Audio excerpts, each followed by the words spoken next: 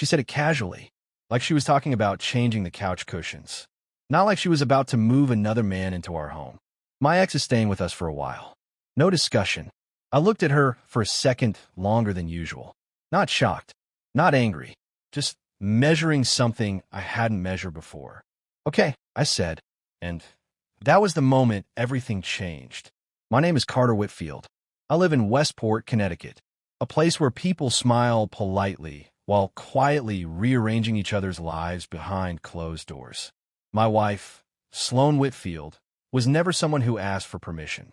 She was raised in a world where decisions weren't negotiated. They were announced. And I had spent 6 years adapting to that rhythm. Until that night. His lease fell through, she added, already turning away like the matter was settled. Temporary, she said. Temporary is a dangerous word. It stretches when it wants to. Contracts are temporary. Trust is temporary. Even marriages can become temporary if the conditions shift quietly enough. His name is Adrian, she said, like I didn't already know. I did. Adrian Cross, the man she dated for 4 years before me. The man she once described as unfinished business. I nodded again, and she smiled like everything was still under control. What she didn't realize was that something had already slipped. Not loudly, not dramatically, just enough. Adrian moved in 3 days later. He arrived with 2 suitcases and the kind of confidence that doesn't ask where to sit. It assumes the space belongs to it. Carter, he said, extending his hand like we were meeting at a charity event. Adrian, I replied, matching his tone. Firm handshake, direct eye contact, no tensión. At least, none that could be seen. Sloan watched us both, carefully, like she was observing an experiment she believed she understood. The first week was controlled. We operated like professionals sharing a workspace. Breakfasts were quiet. Evenings were measured. No arguments. No confrontations. Just small adjustments. Adrian started leaving his watch on the kitchen counter, then his jacket on the chair, then his voice in conversations that didn't belong to him. Sloan didn't notice. Or maybe she did, and chose not to. One night, I walked into the living room and found them laughing. Not politely, not socially, comfortably. Familiar laughter. The kind built over years, not weeks. I stood there for a moment longer than necessary. Neither of them saw me, and that told me more than anything they could have said. That was the first real signal. Not betrayal, not yet, but alignment. A quiet recentering of gravity. And I wasn't at the center anymore. Before we go further, pause for a second.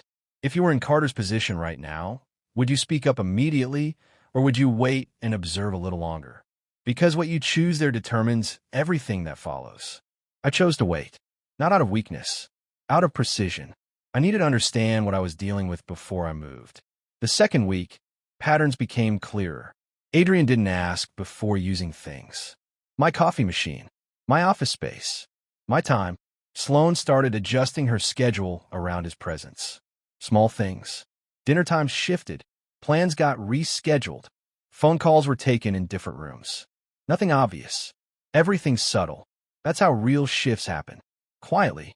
One night, Sloan said, "You've been distant." I almost smiled. "I've been observant," I replied. She didn't like that answer. Not because it was wrong, but because it was accurate. Adrian stayed longer than expected. Of course he did. Temporary had started stretching. One evening, he walked into my office without knocking. "I might need to stay a bit longer," he said. Not asking, informing.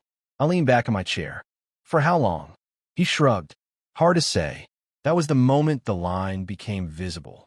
And once you see a line, you can't unsee it. I nodded slowly. "Understood," I said. And he smiled, like he had just secured something. What he didn't realize was that he had also confirmed something. That night, I didn't argue. I didn't confront Sloan. I didn't raise my voice. I opened my laptop instead, and I started making adjustments. Not emotional ones, structural ones, legal, financial, practical. Because if someone changes the terms without discussion, you don't react emotionally. You respond strategically. Over the next few days, I moved quietly. Accounts were separated. Shared expenses were documented. Ownership lines were clarified. Nothing illegal. Nothing dramatic. Just accurate. Sloan didn't notice. Adrian definitely didn't. They were too focused on their own narrative, the one where everything would somehow settle back into place. It doesn't work like that. Once dynamics shift, they don't reverse. They evolve. The turning point came on a Thursday night. We were all in the kitchen. Sloane was talking about a trip. Adrian was adding suggestions. And I realized something. They were planning a future that didn't fully include me. Not consciously, but functionally. And that's worse, because it means the exclusion isn't a decision. It's a default. I stood there for a second. Then I closed my laptop. I think we need to talk, I said. The room went quiet. Not tense. Just paused. Sloane looked at me first. Adrian second. What about? She asked.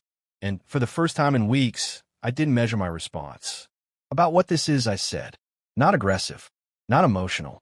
Just clear. Adrian leaned back slightly. Sloane crossed her arms. That's dramatic, she said. No, it's accurate. Silence again. Then I added something she didn't expect. I've already adjusted everything on my end. Her expression shifted. Not panic, but awareness. What do you mean? I looked at her. Directly. The house is in my name, I said. The accounts have been separated. The shared assets have been documented. And legally, we're already halfway through the process. Adrian stopped moving. Completely. Sloane blinked. Once. Twice. You're overreacting, she said. But her voice didn't fully believe it. I am responding. Y corrected. Not reacting. Before we continue, think about this for a moment. Do you think Carter went too far by preparing everything quietly? Or was this the only way to protect himself? Because intention and execution don't always align the way we expect. Sloane tried to regain control of the situation. This isn't what you think it is, she said. And maybe she believed that. Maybe in her version of reality, this was temporary, manageable, reversible. But reality doesn't bend to intention. It responds to structure. And what is it? I asked. She hesitated, just for a second. And that second was enough. Adrian stood up slowly. I think I should give you two space, he said. For the first time since he arrived. He sounded unsure. I nodded. Good idea. He left the room. Quietly.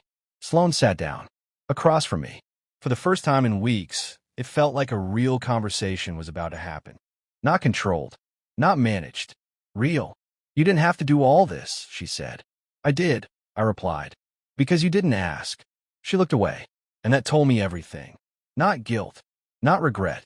Just realization. That actions have structure. And structure has consequences.